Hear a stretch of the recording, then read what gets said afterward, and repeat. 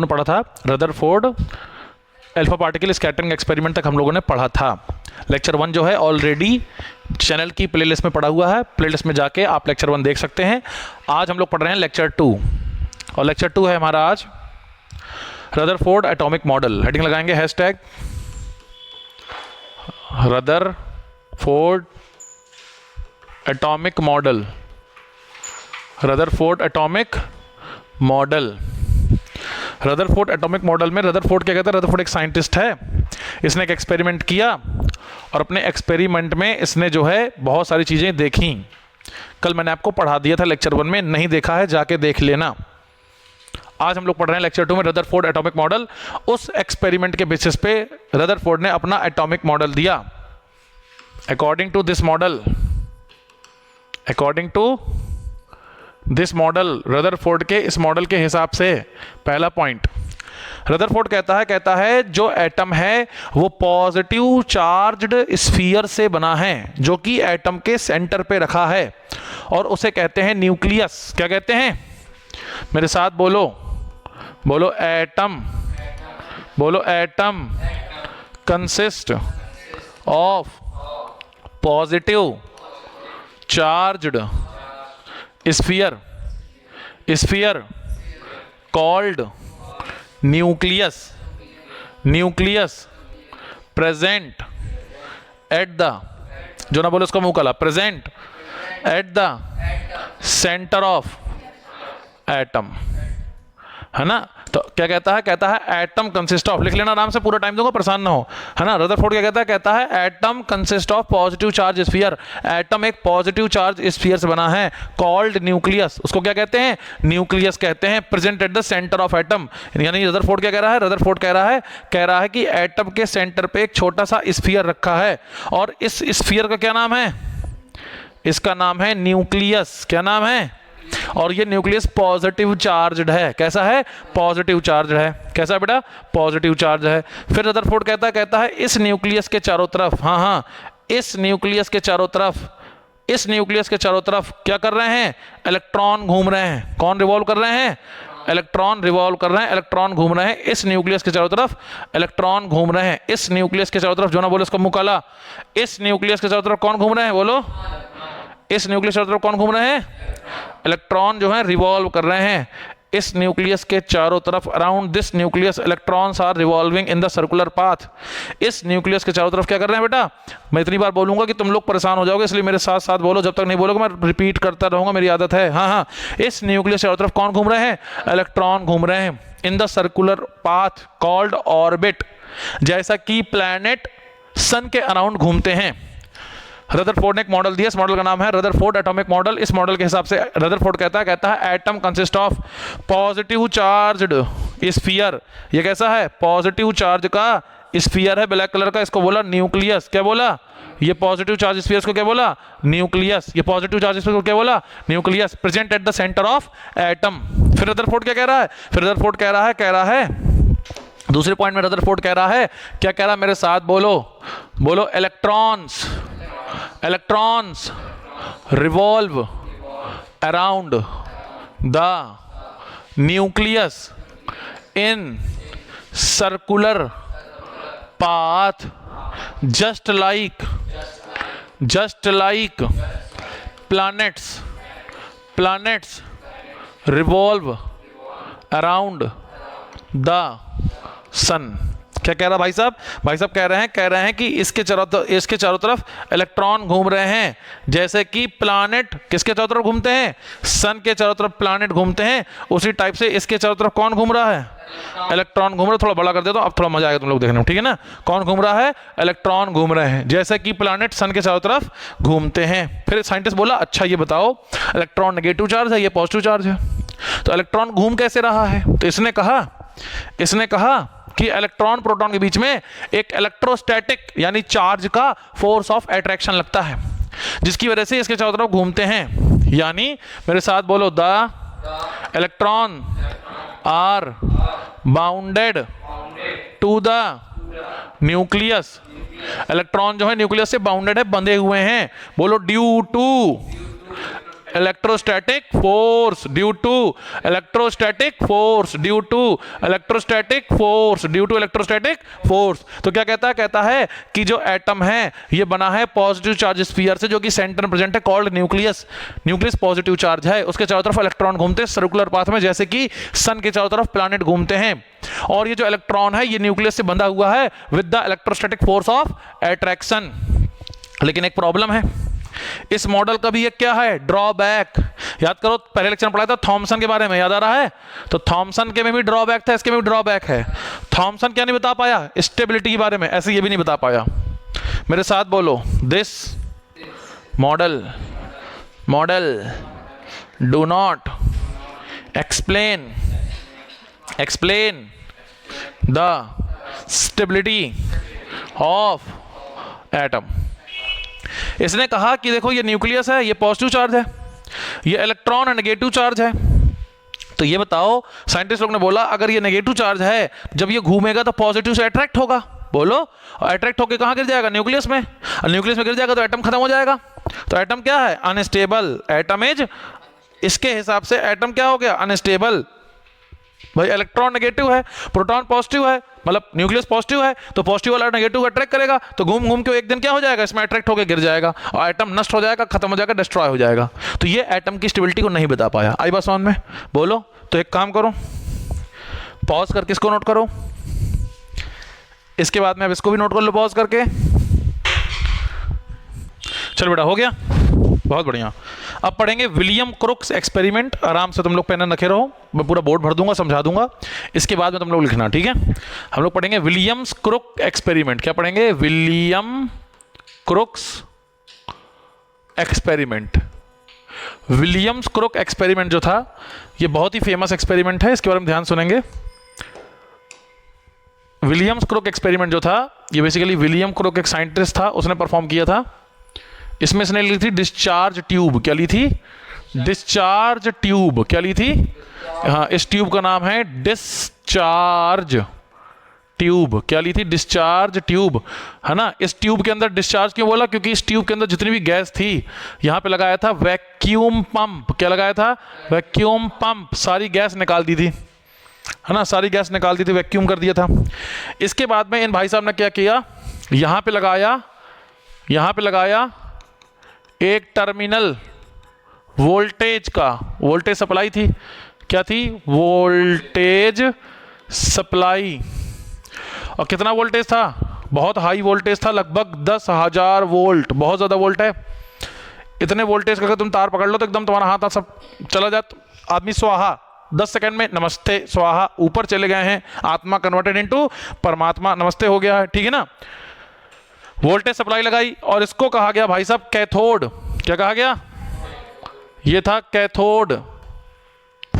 ऐसे दूसरा वाला क्या होगा? बचपन से पढ़ रहे हो, क्या होगा? एनोड। क्या था? एनोड।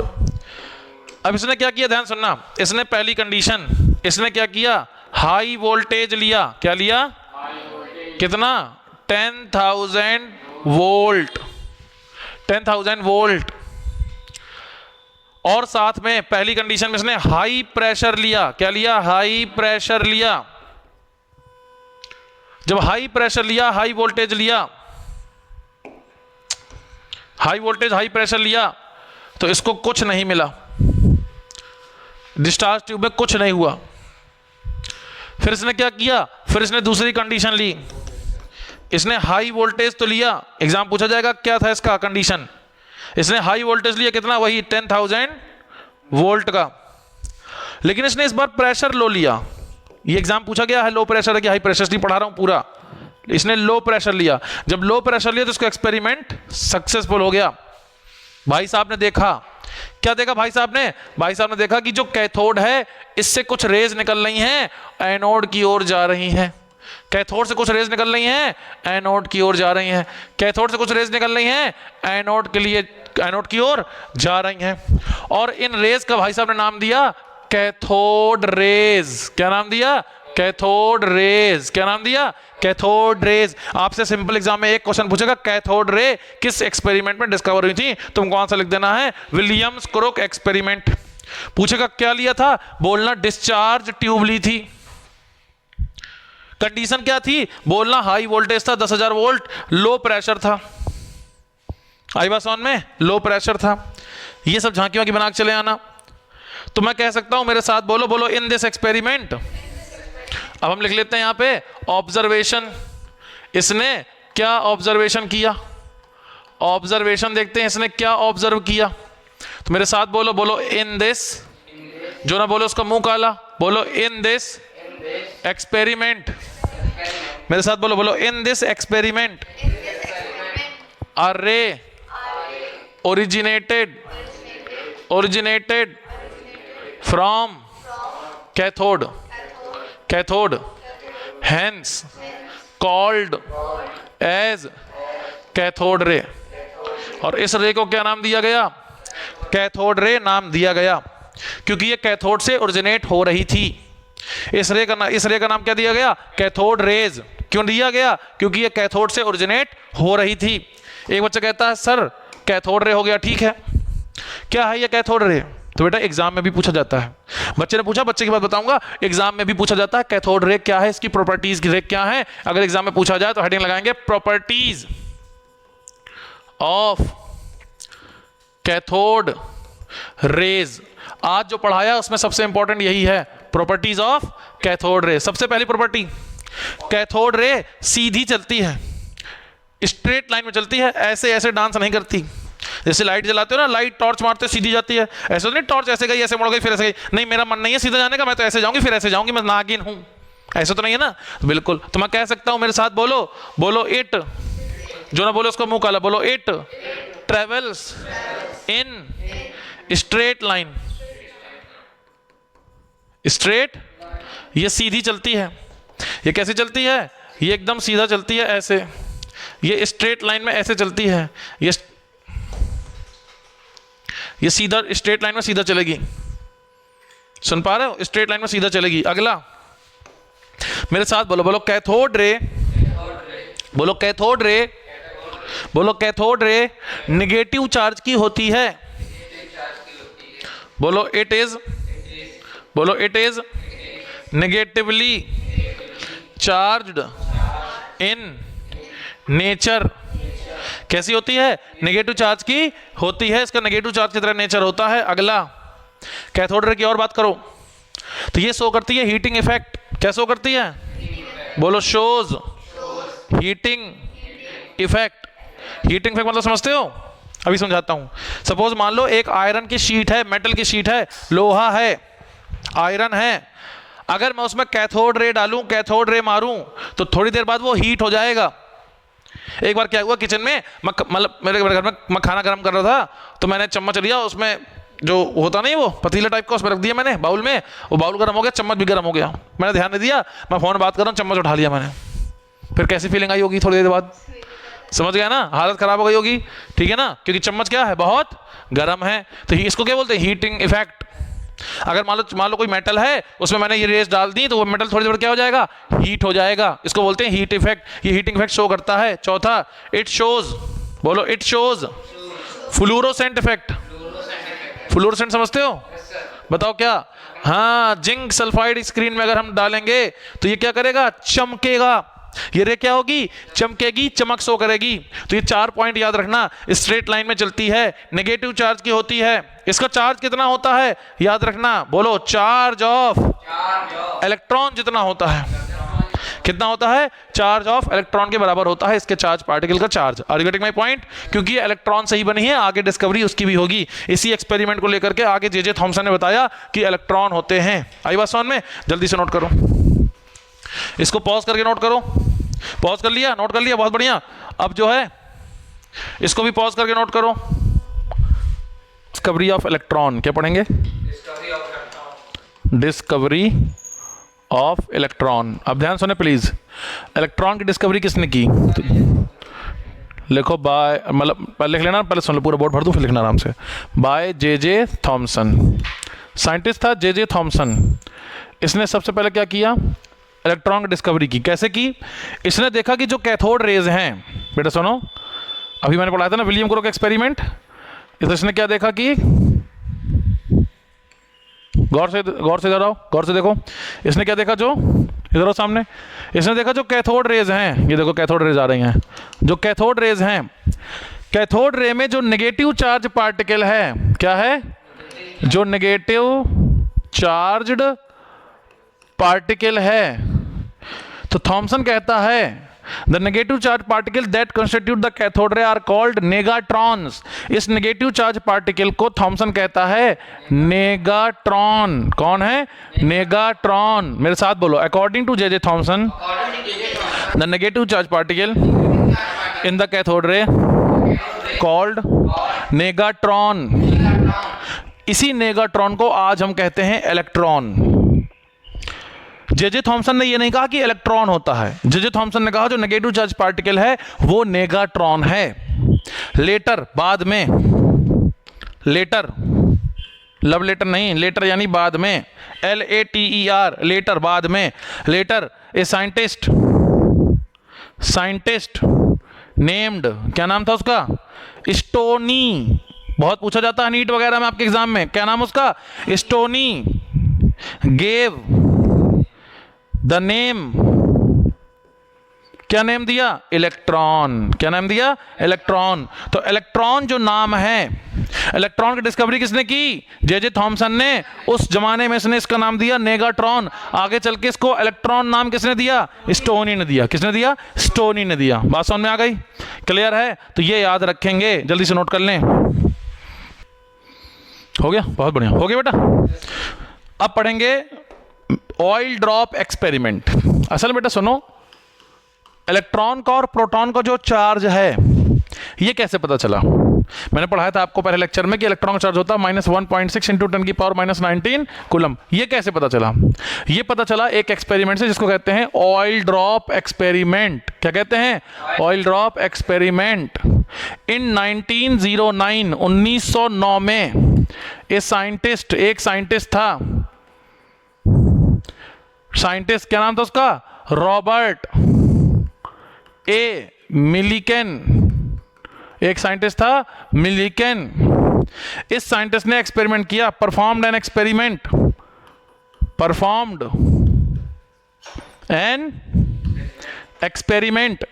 एक साइंटिस्ट था बेटा जिसका नाम था क्या, मिलिकन। एक साइंटिस्ट था मिलिकन, इसने 1909 में एक एक्सपेरिमेंट परफॉर्म किया जिसका क्या नाम था, कॉल्ड, हेडिंग बताओ क्या है, ऑयल ड्रॉप एक्सपेरिमेंट। क्या है, ऑयल ड्रॉप एक्सपेरिमेंट। अब ये क्या करता है एक्सपेरिमेंट में, आओ देखते हैं। ये क्या करता है, ये करता है, एक रीजन होता है, उस रीजन में ये लगाता है इलेक्ट्रिक फील्ड और मैग्नेटिक फील्ड। ये एक रीजन है, इस रीजन में सेटअप करता है, सेटअप इलेक्ट्रिक फील्ड। क्या सेट करता है, इलेक्ट्रिक फील्ड सेट करता है। इस रीजन के अंदर ये इलेक्ट्रिक फील्ड सेट करता है, और इलेक्ट्रिक फील्ड जब सेट करता है तो यहां पर एक ऑयल की ड्रॉप गिराता है। क्या गिराता है, ये ऑयल की ड्रॉप गिराता है। इस ऑयल की ड्रॉप में इलेक्ट्रॉन के बराबर चार्ज होता है। किसके बराबर चार्ज होता है, इलेक्ट्रॉन के बराबर चार्ज होता है। जब ये गिरती है तो नीचे लगता है force, magnetic gravitational force mg, ऊपर लगता है इलेक्ट्रोस्टैटिक फोर्स Fe। इलेक्ट्रोस्टैट क्लास 12 में पढ़ाया था मैंने तुम लोगों को, तो तुम लोग क्लास 12 में जाओगे, इलेक्ट्रोस्टैट पढ़ाया जाएगा। तो Fe को अगर हम बैलेंस करें mg से, इलेक्ट्रोस्टैटिक फोर्स को बैलेंस कर दें, क्योंकि ये रुक गई ड्रॉप, यानी नीचे वाला फोर्स ऊपर वाला फोर्स क्या हो गया, बैलेंस हो गया, है ना। तो इसको जब हम इक्वल करेंगे, Fe क्या होता है, इलेक्ट्रोस्टैटिक फोर्स क्या होता है, QE। फोर्स क्या होता है, QE। याद करो, इलेक्ट्रिक फील्ड क्या होता है, force per unit of that charge. तो इसको जब हम इक्वेट करेंगे, इससे हम निकालेंगे, तो हमको कुल मिला के ये याद रखना है कि इस एक्सपेरिमेंट से चार्ज ऑफ इलेक्ट्रॉन की डिस्कवरी हुई। तुमसे पूछेगा कि इलेक्ट्रॉन की चार्ज की डिस्कवरी किस एक्सपेरिमेंट से हुई, तो क्या बताओगे, ऑयल ड्रॉप। किसने किया था, मिलिकन ने। कब किया, 1909। कैसे किया, ऑयल ड्रॉप ली और उसको उसमें डाला, क्या कहते हैं कि रीजन में डाला। उस रीजन में क्या थी, इलेक्ट्रिक फील्ड थी, सेटअप थी, क्या थी, इलेक्ट्रिक फील्ड। जिससे पता चला जो इलेक्ट्रॉन का चार्ज होता है वो होता है -1.6 × 10⁻⁻19 कूलम। तो चार्ज ऑफ इलेक्ट्रॉन किसने बताया, ऑयल ड्रॉप एक्सपेरिमेंट ने बताया। और एक बात मैं तुमको पढ़ा चुका हूं, जो इलेक्ट्रॉन का चार्ज होता है वही प्रोटॉन का चार्ज होता है, मैग्नीट्यूड दोनों का सेम होता है, बस इसका नेगेटिव होता है उसका पॉजिटिव होता है। बात समझ में आ गई? बोलो। तो इसको नोट कर लो जल्दी से, पॉज करके लिखो। Specific charge, what is specific charge? आज इसके बारे में बात करेंगे। स्पेसिफिक चार्ज क्या होता है? Today will talk about specific charge. क्या होता है स्पेसिफिक चार्ज, आज इसके बारे में बात करेंगे। तो हेडिंग लगा लो स्पेसिफिक चार्ज। क्या होता है स्पेसिफिक चार्ज? तो हम कहते हैं, मेरे साथ बोलो, it is the ratio of charge to mass is called specific charge. Specific charge क्या होता है? चार्ज और मास का रेशियो होता है। जैसे मुझे कहना है स्पेसिफिक चार्ज का फॉर्मूला, तो मैं कहूंगा specific charge will be equal to charge upon mass. तो चार्ज और मास, इसका जो रेशियो होता है उसको बोलते हैं स्पेसिफिक चार्ज। मैं इसको एक चीज और कह सकता हूं, मेरे साथ बोलो, चार्ज पर यूनिट मास। हाँ बिल्कुल, चार्ज अपॉन मास, तो यूनिट मास में कितना चार्ज है उसको बोलेंगे स्पेसिफिक चार्ज। हमसे एग्जाम में कई चीज पूछता है, तो एग्जाम्पल से देखेंगे। पहला एग्जाम्पल हम निकालेंगे specific charge of electron. Specific charge of electron, electron का स्पेसिफिक चार्ज क्या होगा? सबसे पहले आपसे एग्जाम में क्वेश्चन पूछ सकता है व्हाट इज स्पेसिफिक चार्ज, तो आप कह देना it is the ratio of charge to mass, या फिर कैसा कह देना charge per unit mass is called specific charge, जिसका फॉर्मूला है charge upon mass. Charge upon, तो क्वेश्चन पूछेगा स्पेसिफिक चार्ज ऑफ इलेक्ट्रॉन बताओ क्या होता है। मैं एग्जाम्पल के फॉर्म में करा रहा हूं, तुमसे क्वेश्चन पूछेगा स्पेसिफिक चार्ज ऑफ इलेक्ट्रॉन क्या होता है। एग्जाम्पल हटाओ, 1 2 3 करके लिखते हैं। पहला पूछेगा आपसे स्पेसिफिक चार्ज ऑफ इलेक्ट्रॉन क्या होता है, ध्यान से सुनेंगे। स्पेसिफिक चार्ज ऑफ इलेक्ट्रॉन का मतलब है, आपसे पूछ रहा है स्पेसिफिक चार्ज ऑफ इलेक्ट्रॉन, इसका मतलब है, मेरे साथ बोलो, charge of electron upon mass of electron. हाँ, आपसे मैंने अभी बताया बेटा कि स्पेसिफिक इलेक्ट्रॉन पूछ रहा है, इलेक्ट्रॉन सिंबल ही होता है, ठीक। आपसे कह रहा है स्पेसिफिक चार्ज, तो मैंने अभी आपको पढ़ाया स्पेसिफिक चार्ज का मतलब होता है चार्ज अपॉन मास, ठीक है। अब वो बेटा क्या कह रहा है? वो कह रहा है स्पेसिफिक चार्ज ऑफ इलेक्ट्रॉन बताओ। इलेक्ट्रॉन का जो स्पेसिफिक चार्ज है हमको वो बताओ। तो हम क्या कहेंगे? चार्ज इलेक्ट्रॉन का अपॉन मास इलेक्ट्रॉन का। भाई जिसका पूछा उसका निकाल देंगे। बताओ चार्ज ऑफ इलेक्ट्रॉन क्या होता है? 1.6 इंटू 10 की power minus 19 coulomb. 19 coulomb minus का होता है, बोलो सही है। मास ऑफ इलेक्ट्रॉन क्या होता है? 9.1 इंटू 10 की पावर माइनस 31 किलोग्राम। इसको सॉल्व करेंगे तो 19 से इसको काटेंगे तो 10 की पावर 12 ऊपर चला जाएगा। बोलो भाई, ये चला जाएगा प्लस 31, 19 से काटेंगे 12 बार में कट जाएगा, 10 की पावर 12 टाइम्स। इसको हटाएंगे, इसको हटाएंगे तो क्या आ जाएगा? 16/91, 16/91। अब चूंकि 10 की पावर 12 है तो इसको कर लेते हैं 10 की पावर 11 और एक जीरो यहां लगा देते हैं। 12 का एक जीरो यहां लगा दिया, इसको 11 कर दिया, क्यों? ताकि इससे कट सके।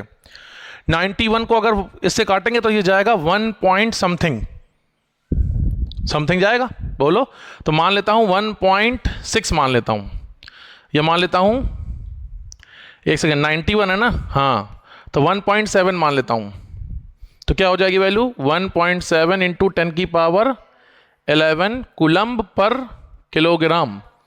तो आंसर क्या होगा? 1.7 इंटू 10 की पावर 11 पर किलोग्राम। तो बताओ, अगर तुमसे कोई पूछेगा स्पेसिफिक चार्ज क्या होता है तो क्या बताओगे? बिल्कुल, चार्ज टू। अगर आपसे कोई पूछे बताओ चार्ज ऑफ इलेक्ट्रॉन क्या होता है तो क्या बताओगे? Sorry, specific charge of electron क्या होता है? तो तुम बोलोगे charge of electron to the mass of electron. Charge of electron होता है -1.6 10 की पावर माइनस 19 कुलम, यहाँ माइनस लगा दो। बोलो, काटेंगे 12 टाइम जाएगा, फिर 1.6 9.1 कैंसिल, तो 16/91, जीरो लगा देंगे 11 हो जाएगा। बोलो, माइनस में आएगा ये। इसको काटेंगे 91 को, तो 191 से 191 हो जाएगा, फिर 91 9 और 69 बचेगा, फिर जीरो लगाएंगे तो कितना हो जाएगा? 690, है ना। और 19 को 690 से काटेंगे तो 9 7 जा 63, 7 बार में। तो आंसर क्या जाएगा? -1.7 इंटू 10 की पावर 11 कुलम पर किलोग्राम। तो ये इसका हो जाएगा क्या, स्पेसिफिक चार्ज। जल्दी से नोट करो। चलो बहुत बढ़िया। अब एक चीज पूछेगा आपसे नंबर 2, स्पेसिफिक चार्ज में तीन लोग के लिए पूछ ला। दूसरा पूछेगा आपसे charge of specific charge of proton बताओ। क्या पूछेगा, क्या पूछेगा? स्पेसिफिक, हाँ एग्जाम में क्वेश्चन कहेगा स्पेसिफिक चार्ज ऑफ प्रोटॉन निकालो। तो कैसे निकालेंगे देखो, स्पेसिफिक चार्ज ऑफ प्रोटॉन क्या होगा बताओ, क्या होगा?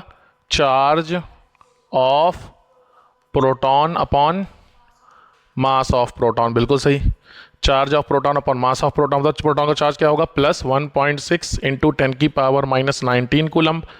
मास क्या होगा, 1.67 इंटू 10 की पावर माइनस 27 किलोग्राम। इसको इससे कट करेंगे तो ये 10 की पावर 8 ऊपर चला जाएगा भाई, 27 हो जाएगा, कट जाएगा, 8 आ जाएगा। बोलो। अब देखो इन दोनों को हटाना है, इसको हटाएंगे, इसको हटाएंगे, एक 0 आ जाएगा। बोलो। तो ये आ जाएगा 160 अपॉन 167। कितना आएगा, 160 अपॉन 160। क्या 167 से 160 कट सकता है? नहीं कट सकता। तो इससे एक 0 उधार ले लेंगे, तो ये 10 की पावर 7 बचेगा। 8 था तो एक 0 वहाँ दे दिया तो 7 बचा। ठीक, इसको कट करेंगे तो 167 10 बार में तो 1670 हो जाएगा। 10 बार में तो नहीं कटेगा, तो 9 बार में कटेगा। तो लगभग इसकी वैल्यू आएगी 9 इंटू 10 की पावर 7 कूलम पर किलोग्राम। इसकी यूनिट लिख देना। ये आ गया प्रोटॉन का। किसका आ गया? ठीक है। आपसे एक और पूछ सकता है नंबर 3, कहेगा स्पेसिफिक, क्या कहेगा? स्पेसिफिक चार्ज ऑफ न्यूट्रॉन बताओ। क्या बताओ? स्पेसिफिक चार्ज ऑफ न्यूट्रॉन बताओ। अब न्यूट्रॉन का स्पेसिफिक चार्ज कैसे निकालेंगे? तो क्या कहेंगे, specific charge of neutron is equal to charge of neutron upon, बहुत बढ़िया, mass of neutron. Mass of कितने आएगा आंसर? चार्ज ऑफ न्यूट्रॉन कितना होता है? 0। न्यूट्रॉन चार्जलेस है, इसलिए इसका आंसर क्या आ जाएगा? 0। तो आपसे एग्जाम में पूछेगा किसका स्पेसिफिक चार्ज 0 होता है, तो क्या बताओगे? न्यूट्रॉन। किसका बताओगे? क्या बात समझ में आ गई? कर लोगे? क्लियर है? जल्दी से पॉज करके नोट करो, जल्दी से पॉज करके नोट करो। कंप्लीट। चलें, अब हम लोग पढ़ने जा रहे हैं गोल्डस्टीन एक्सपेरिमेंट। पहले सुन लो फिर लिखना, गोल्डस्टीन एक्सपेरिमेंट। देखो मैंने आपको पढ़ाया था लास्ट लेक्चर में विलियम्स क्रुक एक्सपेरिमेंट, याद है? विलियम क्रुक क्या करता है, एक डिस्चार्ज ट्यूब लेता है, याद है? एनोड कैथोड लगाता है और वोल्टेज सप्लाई करता है। एनोड कैथोड लेता है, कैथोड से कुछ रेज निकलती है, उसको बोलते हैं कैथोड रे। क्या बोलते हैं? आज एनोड से कुछ रेज निकलेंगी और उनको क्या बोलेंगे?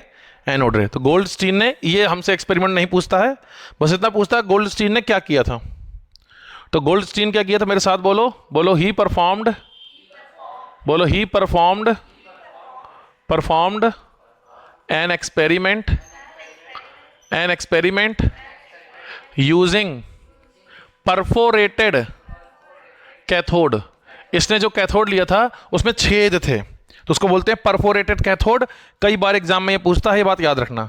इसने क्या लिया था, इसने जो डिस्चार्ज ट्यूब ली थी उसमें जो कैथोड था उसमें छेद थे, उसको बोलते हैं परफोरेटेड कैथोड। तो ही performed an experiment, similar experiment, जैसे विलियम क्रुक का एक्सपेरिमेंट था बिल्कुल वैसा ही एक्सपेरिमेंट, सेम एक्सपेरिमेंट इसने किया, same low pressure high voltage, वही डिस्चार्ज ट्यूब, लेकिन इसका जो कैथोड था उसमें क्या थे? छेद थे, उसको बोलते हैं परफोरेटेड कैथोड। तो ही performed an experiment using perforated cathode and discovered, और इसने डिस्कवर्ड किया, क्या डिस्कवर किया?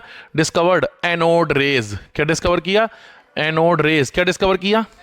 हाँ, तो मैंने आपसे कहा था एक होती है कैथोड रे, पढ़ा था ना? कैथोड रे नेगेटिव चार्ज वाली होती है, स्ट्रेट लाइन में चलती है।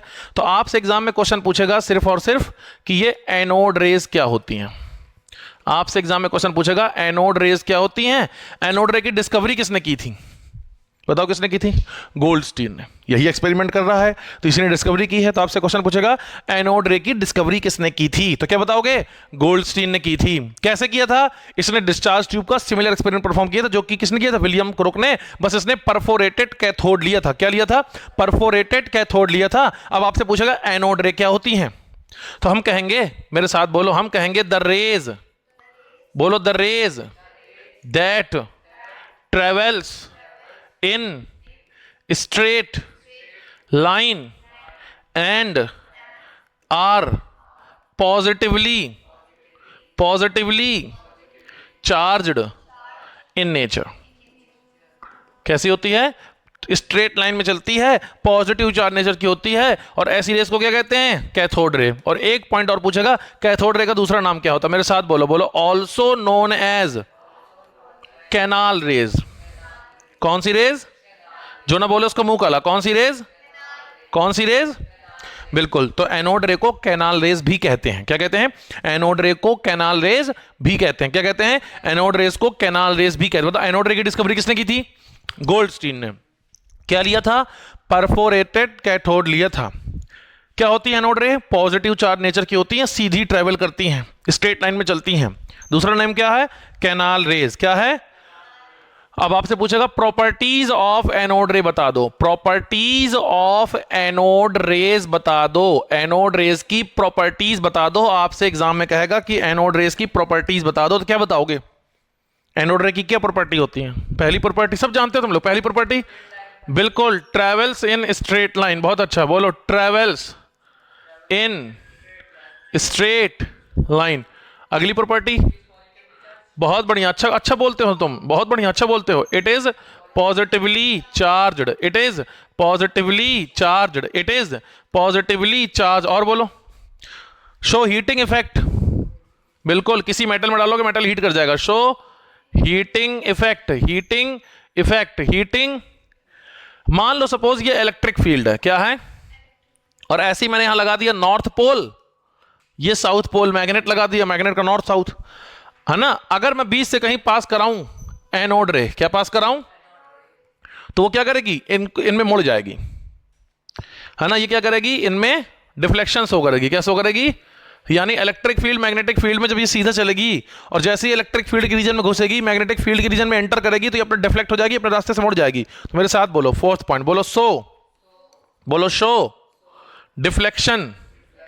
Deflection in electric field. कौन सी फील्ड? कौन सी फील्ड? सुनाई नहीं दे रहा। And magnetic field. तो इलेक्ट्रिक फील्ड और मैग्नेटिक फील्ड में डिफ्लेक्शन शो करेगी, मुड़ जाएगी। सपोज मान लो कि यहां पर एक इलेक्ट्रिक फील्ड लगी है, ये पॉजिटिव चार्ज है प्लेट, और ये प्लेट कैसी है? नेगेटिव चार्ज है। और यहां से कौन आ रही है? एनोड रे। क्या आ रही है? बताओ मुझे, एनोड रे पॉजिटिव चार्ज होती है कि नेगेटिव चार्ज होती है? पॉजिटिव। तो पॉजिटिव पॉजिटिव को क्या करता है? रिपेल करता है। अपोजिट चार्ज क्या करते हैं? अट्रैक्ट करते हैं। तो ये इधर मुड़ जाएगी। किधर मुड़ जाएगी? इधर मुड़ जाएगी। तो याद रखना, तुमसे पूछे एग्जाम में कि इधर डिफ्लेक्शन करती है तो बता देना इधर डिफ्लेक्शन करती है। इधर यानी किधर? Negative side. किधर? Negative side. अगर मान लो सपोज कहीं पर इलेक्ट्रिक फील्ड लगी है, ये पॉजिटिव है, ये नेगेटिव है, और कैथोड रे आ रही है। कौन आ रही है? कैथोड रे आ रही है। तो वो कहां जाएगी? अब कैथोड रे नेगेटिव है तो वो कहां जाएगी? पॉजिटिव में जाएगी। तो एग्जाम में कई बार ये आते हैं डायग्राम्स, आपको बनाने होंगे। क्लियर है? बात समझ में आ गई है? जल्दी से पॉज करो, जल्दी से लिखो, जल्दी से पॉज करके लिखो, और फिर इसको भी पॉज करके जल्दी से लिखो। ठीक है?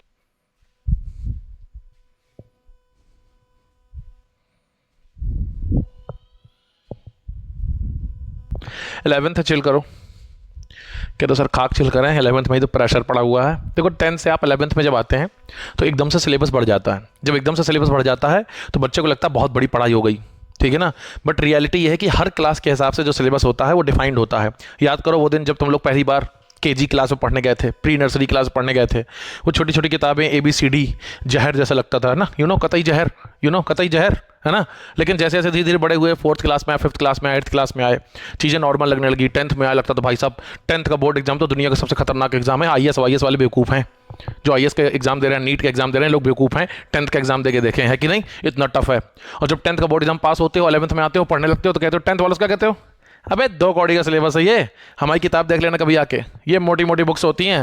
ये जो तुम लोग साइंस के नाम पे PCB एक साथ पढ़ते हो ना, फिजिक्स केमिस्ट्री बायो, तीनों की बुक कॉपी अलग बनानी पड़ती है हम लोगों को, है कि नहीं? ऐसा होता है।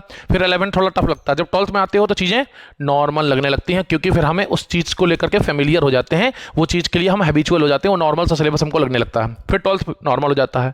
12th के बाद फिर स्ट्रीम अच्छा लेता है, अपने हिसाब से पढ़ाई करता है।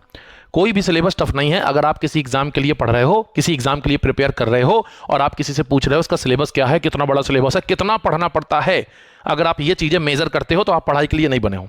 ठीक है, इसलिए इन सब चीजों से डरना नहीं है, सब चोमू वाली चीजें हैं, 2 कौड़ी की चीजें हैं, धीरे धीरे पढ़ेंगे, धीरे धीरे आ जाएंगी।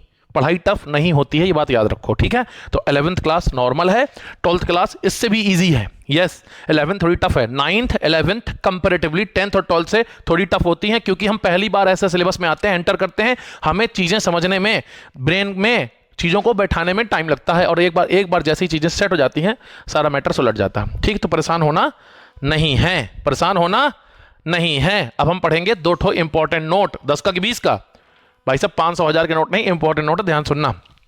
पहले सुन लो फिर लिख लेना आराम से। नोट नंबर 1, मैंने पढ़ाया था तुमको कैथोड रे, क्या पढ़ाया था?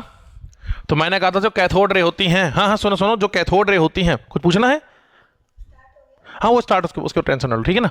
ऑनलाइन वालों तुम लोग को चल रहा, तुम परेशान ना हो, इधर आओ। हाँ देखो, ये जो इलेक्ट्रॉन है ना, ये जो इलेक्ट्रॉन, अच्छा पूछा तुमने, मुझे अच्छा लगा, ऐसे बताना चाहिए, मान लो भूल गया मैं, है कि नहीं, बहुत बढ़िया, अच्छा लगा मुझे। इधर आओ, इलेक्ट्रॉन, यू नो, ऑनलाइन वालों नित्या तुम्हारा ख्याल रखती बराबर, नित्या ऑनलाइन वालों का पूरा ख्याल रखे है, करिए मास्टर चेक कर लो चल रहा कि नहीं, एकदम चल रहा कड़क। नित्या के लिए थैंक यू बोल देना कमेंट बॉक्स में, वरना ये लेक्चर तुमको मिलता नहीं। इधर आओ, हाँ इधर आओ भाई, इधर आओ। ये इलेक्ट्रॉन है, तो ये इलेक्ट्रॉन क्या कर रहा है? दौड़ रहा है। इलेक्ट्रॉन जब दौड़ेगा, रन करेगा, तो क्या होगी? कैथोड रे बनेगी। क्या बनेगी? इसलिए कैथोड रे किससे बनी है? इलेक्ट्रॉन से बनी है। किससे बनी है?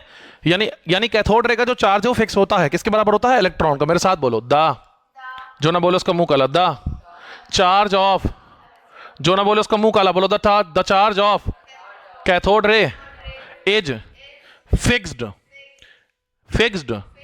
And equal to the charge of electron. हाँ, जो कैथोड रे का चार्ज है वो चार्ज ऑफ इलेक्ट्रॉन के फिक्स होता है, वो इंडिपेंडेंट होता है कि अंदर कौन सी गैस है। बोलो इट इज, बोलो इट इज इंडिपेंडेंट, जो ना बोलो उसका मुंह काला, इंडिपेंडेंट, बोलो it is independent of the gas filled in tube.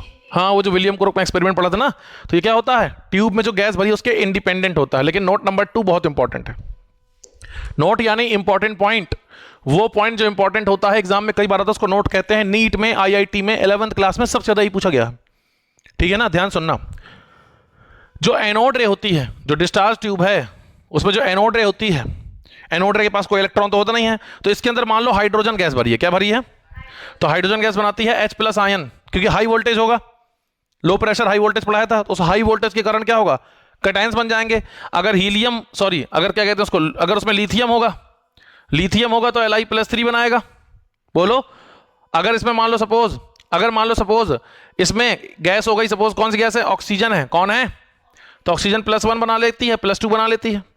यानी मेरे साथ बोलो इसका चार्ज फिक्स कभी नहीं होगा। बोलो, द चार्ज ऑफ एनोड रे is depend on the nature and type of gas filled in tube. याद रखना, जो एनोड रे है बेटा, जो एनोड रे है, इसका जो चार्ज होता है वो इंडिपेंडेंट होता है गैस से, इंडिपेंडेंट होता है गैस फिल्ड इन ट्यूब। इसका चार्ज इंडिपेंडेंट होता है गैस फिल्ड इन ट्यूब। लेकिन जो इसका चार्ज है वो डिपेंड करता है gas filled in tube, depend करता है gas fill in tube, depend करता है gas filled in tube, depend करता है गैस फिल्ड इन। मेरे साथ बोलो कैथोड रे का जो चार्ज है वो इलेक्ट्रॉन के चार्ज के बराबर होता है। वो किसी गैस पे डिपेंड नहीं करता, वो इंडिपेंडेंट है, वो इंडिपेंडेंट पावर है, ऑटोनॉमस पावर है, सुप्रीम है। वो कह रहा है मैं हमेशा इलेक्ट्रॉन के बराबर रहूं, तो जो करना हो कर ले। लेकिन जो एनोड रे है, इसका चार्ज डिपेंड करता है, किस पे डिपेंड करता है?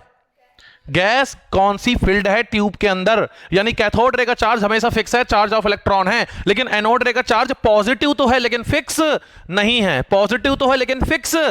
बताओ किसका चार्ज फिक्स है? कैथोड रे का। डिपेंड है कि इंडिपेंडेंट है? कोई भी गैस भर दो, चार्ज हमेशा कितना रहेगा? चार्ज ऑफ इलेक्ट्रॉन बराबर रहेगा -1 रहेगा, -1.6 10⁻⁻19 कूलम रहेगा। लेकिन जो एनोड रे है, इसका चार्ज पॉजिटिव तो है लेकिन फिक्स नहीं है, कभी +1 होगा, कभी +2 होगा, कभी +3 होगा। यानी कभी +1 प्रोटॉन के बराबर, कभी 2 प्रोटॉन के बराबर, कभी 3 प्रोटॉन के बराबर। यानी ये गैस पे डिपेंड करेगा कौन सी गैस भरी है। जैसी गैस भरोगे वैसा चार्ज आएगा। लेकिन कैथोड रे में गैस कोई भर दो, चार्ज हमेशा गैस के इंडिपेंडेंट होता है। ये कॉन्सेप्ट मैं बार बार इसलिए रिपीट कर रहा हूं because it is very important. ठीक है, it has been asked in many competitive exams many times, it has been repeated many times. जब कई बार रिपीट हुआ तो मैं भी कई बार उसको रिपीट करके तुम्हें समझाऊंगा। तो बात समझ में आ गई है? बोलो जल्दी से नोट करो। सुनेंगे एक बहुत इंपॉर्टेंट चीज है हिस्ट्री को लेकर के। आपसे क्वेश्चन पूछता है डिस्कवरी के बारे में। किसके बारे में? हैशटैग डिस्कवरी, डिस्कवरी को लेकर के, किसने किसकी डिस्कवरी की थी। ठीक, ध्यान सुन लो फिर लिख लेना आराम से। इधर आओ, इधर आओ, तुमसे एग्जाम में क्वेश्चन पूछेगा किसने किसकी डिस्कवरी की थी, और इस पर बहुत सारे क्वेश्चन आते हैं। ठीक है ना, इसलिए मैं ये चार्ट बनवा दे रहा हूं और इसको हमेशा याद रखेंगे टेबल को। ठीक है, याद रखेंगे। पहला है डिस्कवरी ऑफ इलेक्ट्रॉन। क्या है? डिस्कवरी, ऊपर हेडिंग पड़ी है तो डिस्कवरी ऑफ इलेक्ट्रॉन, फिर है डिस्कवरी ऑफ प्रोटॉन, फिर है डिस्कवरी ऑफ न्यूट्रॉन, फिर है डिस्कवरी ऑफ एनोड रे। ये बहुत एग्जाम में आते हैं चारों। देखो, इलेक्ट्रॉन डिस्कवरी किसने की थी? J Thompson. किसने की थी? किसने की थी? प्रोटॉन किसने की थी? रदरफोर्ड। किसने की थी? रदरफोर्ड। न्यूट्रॉन किसने की थी? James Chadwick. James Chadwick, Chadwick. और एनोड रे किसने की थी? Goldstein, Goldstein, Goldstein. देखो, ऐसा इसके लिए ट्रिक बता दे रहा हूं, देसी, बहुत देसी ट्रिक है, और ये ट्रिक भी याद रखेंगे। ठीक है ना? हाँ हाँ, एक नंबर की देसी ट्रिक है, देसी, एक नंबर की देसी ट्रिक है, एक बार याद रखेंगे। ध्यान सुनो, तुमने सुना होगा ईंट होती है, ईंट, हिंदी में है ट्रिक, ईंट। ईंट समझते हो? अरे ईंट जो जिससे घर बनते हैं, ईंट से, ब्लॉक्स, ईंट। तो जब भी आग लगाई जाती है, पहले के लोग क्या करते थे? ईंट में चूल्हा वगैरह बना लेते थे, उसमें आग जलाते थे, है ना? तो ईंट में आग लगती नहीं है क्योंकि ईंट में आग नाचती है। तो इसे याद रखेंगे। बोलो, ईंट पर नाचे आग। ठीक है ना? अब देखो कितना आसान है। E for electron, T for Thomson. E for electron, T for Thomson, है ना? लिख लेना, E for electron, T for Thomson, P for proton, R for Rutherford, N मतलब न्यूट्रॉन, चे मतलब चैडविक, आग, आग, आ यानी एनोड, ग जी यानी गोल्डस्टीन। याद रहेगा? ईंट पर नाचे आग। इलेक्ट्रॉन डिस्कवरी किसने की थी? J Thompson. इलेक्ट्रॉन डिस्कवरी किसने की थी? J Thomson. प्रोटॉन की रदरफोर्ड, इलेक्ट्रॉन की थॉमसन, इलेक्ट्रॉन की, इलेक्ट्रॉन की, जल्दी जल्दी बोलो, इलेक्ट्रॉन की, इलेक्ट्रॉन की थॉमसन, इलेक्ट्रॉन की थॉमसन। प्रोटॉन की रदरफोर्ड ने की थी। प्रोटॉन की न्यूट्रॉन चैडविक, न्यूट्रॉन ईट, ईट, E for electron, T for Thomson, पर प्रोटॉन रदरफोर्ड, प्रोटॉन रदरफोर्ड। नाचे न्यूट्रॉन चैडविक, न्यूट्रॉन आग, anode ray Goldstein, anode ray Goldstein. तो आज का लेक्चर यहीं तक रहेगा, मिलते हैं अगले लेक्चर में। और अगले लेक्चर में हम लोग पढ़ेंगे एटॉमिक सिंबल के बारे में, जो कि बहुत इंपॉर्टेंट होने वाला है, और एटॉमिक सिंबल से बहुत सारे क्वेश्चन भी आते हैं एग्जाम में। ठीक है ना? तो उसको करेंगे अगले लेक्चर में। आज का लेक्चर यहीं तक खत्म करते हैं। Thank you. नोट करो।